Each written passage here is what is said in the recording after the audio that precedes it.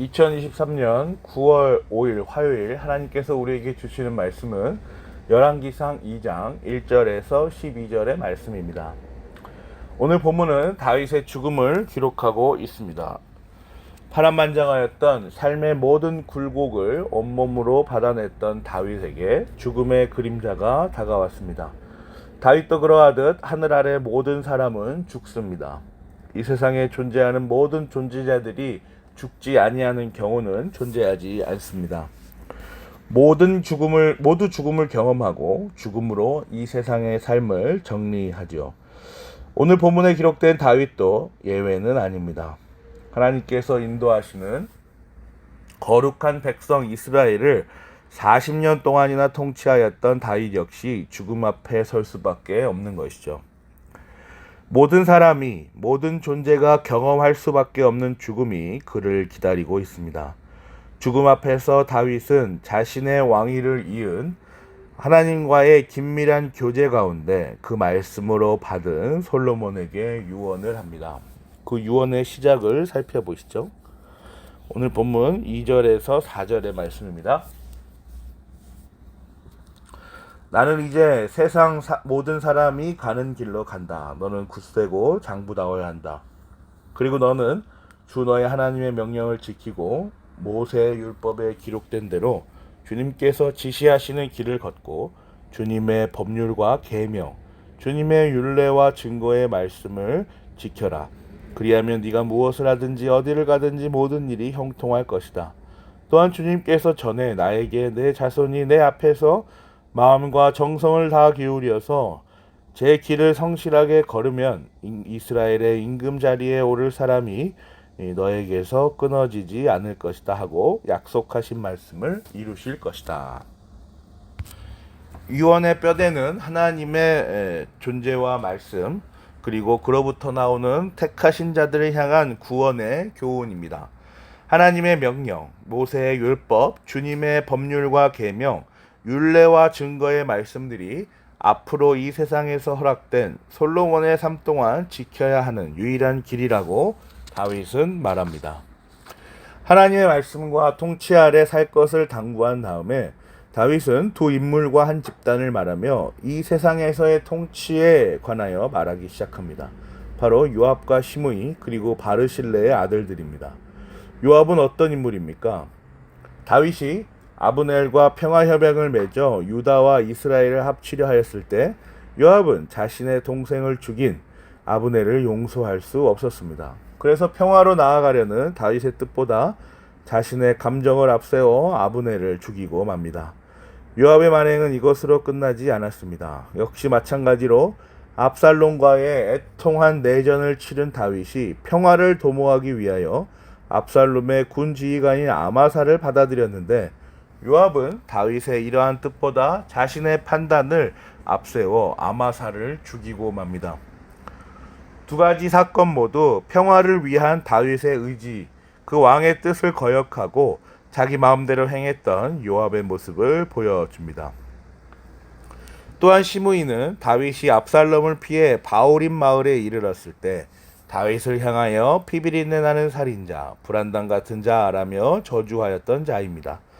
다윗은 이 요압과 시므이를 계속 눈여겨보고 있었습니다. 이들에 대한 치리를 솔로몬에게 맡긴 것이죠. 한편 바르실레는 다윗이 압살롬을 피해 마하나임에 머물러 있는 동안 음식을 공급하며 그의 아들 기맘을 다윗에게 부탁하였던 충성된 종이었습니다. 다윗은 기맘을 포함한 바르실레의 아들들을 선대하여 줄 것을 솔로몬에게 부탁하고 있는 것입니다. 잘못한 자들에게는 치리를, 잘한 자들에게는 선대를 하여 줄 것을 부탁하고 있는 것입니다. 요압에 대해서는 6절 보세요. 그러므로 너는 지혜롭게 행동을 하여 그가 백발이 성성하게 살다가 평안히 수월에 내려가도록 내버려두지 말아라. 시므이에 대해서는 8절과 9절 보세요. 또 바오림 출신으로 베냐민 사람인 게라의 아들 시므이가 너와 같이 있다. 그는 내가 마하나임으로 가던 날에 나를 심하게 저주하였지만 그가 요단강으로 나를 맞으려고 내려왔을 때에 내가 주님을 가리켜 맹세하기를 너를 칼로 죽이지 않겠다 하고 말한 일이 있다. 그러나 너는 그에게 죄가 없다고 여기지 말아라. 너는 지혜로운 사람이니 그를 어떻게 처리해야 하는지 잘 알 것이다. 너는 그의 백발에 피를 묻혀 수월로 내려가게 해야 한다. 또 바르실레의 아들들에 대해서는 7절에 기록되어 있죠. 그러나 길르앗 사람인 바르실레의 아들들에게는 자비를 베풀어서 네 상에서 함께 먹는 식구가 되게 하여라. 그들은 내가 내 형 압살롬을 피하여 도망할 때에 나를 영접해 주었다. 이렇게 각각 해당하는 자들에게 바른 권징을 시행할 것을 권면하고 있는 것입니다. 사랑하는 고향제일교회 성도 여러분, 오늘 본문은 오늘날 우리에게 어떠한 교훈을 전달하여 줍니까? 하나님께서 그리스도를 통하여 이 세상에 세우신 교회가 가지는 세 가지 표지가 있습니다. 바른 말씀의 선포, 바른 성례의 시행, 그리고 바른 권징의 시행이 바로 그것입니다. 하나님 앞에서 바름을, 정의와 공의를 위하여 노력하는 교회라면 이 세 가지 표지가 반드시 시행되어야 하는 것입니다. 오늘날 사랑이라는 이름으로 또 평화라는 이름으로 교회 공동체 안에 바른 권징의 시행이 약해지고 있습니다. 그리스도께서 서로 사랑하라 하셨는데 어떻게 한 지체를 징계할 수 있겠느냐. 그리스도께서 몸된 교회를 서로 화평 가운데 거하라 하셨는데 어떻게 한 지체를 벌할 수 있겠느냐.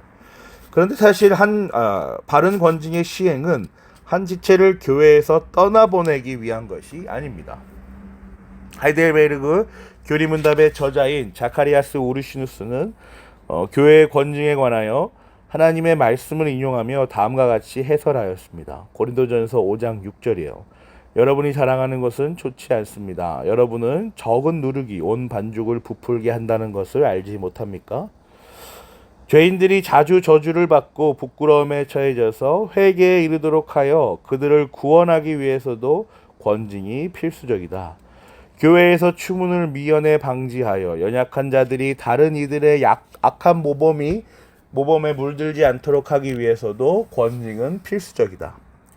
교회 바깥에 있는 달과 아직 교회 회원이 되지 않은 자들에게도 추문을 미연에 방지하여 그들의 죄를 회개하기까지 그것과 연루되지 않도록 하기 위해서도 권징은 필수적이다. 하나님의 이름이 다른 이들에 의해서 욕을 당하고 그의 언약이 치욕을 당하지 않도록 하기 위해서도 권징은 필수적이다. 권징은 성도를 다시 회개의 자리로 하나님 앞으로 나아오게 하기 위한 방편입니다. 가만히 두었다가는 도무지 하나님을 찾지 않을 것 같아 그를 사랑하는 마음으로 그리스도의 마음으로 권징하는 것입니다. 권징의 의미를 좀 더 확장해 볼까요? 왜 우리를 성도라 세우셨을까요?